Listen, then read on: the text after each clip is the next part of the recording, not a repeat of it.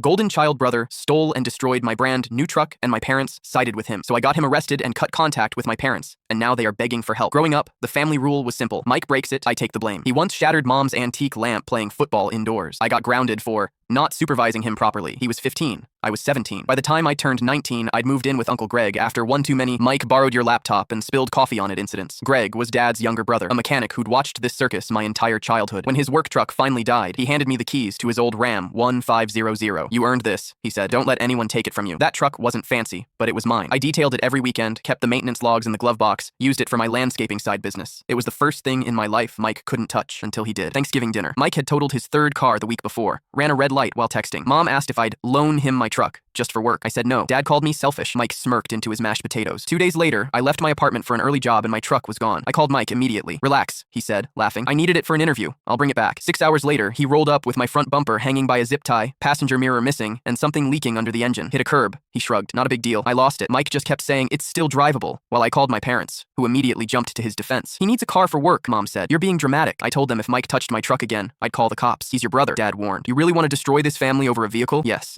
I did. I installed a steering wheel lock and a GPS tracker that night. Uncle Greg helped me park it at his shop during the day. For 2 weeks, Mike kept texting, asking to borrow it for one errand. I ignored him. Then came the Christmas party at my parents' house. I drove the truck because Greg's shop was closed. Big mistake. Halfway through dinner, I checked the tracker app. My truck was moving. Already 3 miles away. I stood up mid-meal. Mike took my truck. Mom waved her hand. He probably just needed to pick something up. Sit down. I have the tracker. He's on Highway 9 doing 70. Dad looked annoyed. So go after him. Why are you making a scene? I called 911 instead. Put it on speaker. Reported my truck stolen, gave them the plate number and GPS coordinates. Mom started screaming. Dad tried grabbing my phone. Uncle Greg stood up and told them both to sit down. 20 minutes later, Greg and I were heading toward the tracker location when we saw the flashing lights. My truck was perpendicular across 2 lanes, front end accordioned into a highway guardrail. Mike was in handcuffs. The officer walked over. You the owner? Yes, sir. Your brother says you gave him permission. I have texts and voicemails of me explicitly telling him never to touch it again. Mike started yelling. Bro, seriously? You're really doing this? The officer sniffed near Mike. Have you been drinking? Breathalyzer. Failed. Also, suspended license from his last accident. Mom and Dad arrived mid-arrest, screaming at me in front of the cops. He's your brother. How could you do this to him? I didn't, I said calmly. He did this to himself. Mike got charged with DUI, driving with a suspended license, leaving the scene of his previous accident, and theft. My insurance covered the truck repairs, but I had to pay the $1,000